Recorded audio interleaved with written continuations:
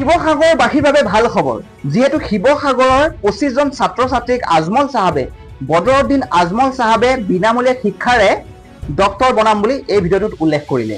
Doctor পঢ়িবৰ বাবে বা ডক্টৰ শিক্ষাৰ বাবে যি শিক্ষা ল'বলগীয়া হয় সেই শিক্ষা সম্পূৰ্ণভাৱে বিনামূলীয়া হ'ব।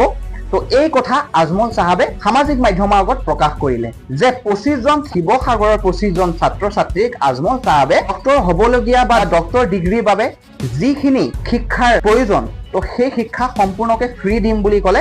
তো আজমল চাহাবৰ নিজ মুখেৰে আপোনালোকে শুনক।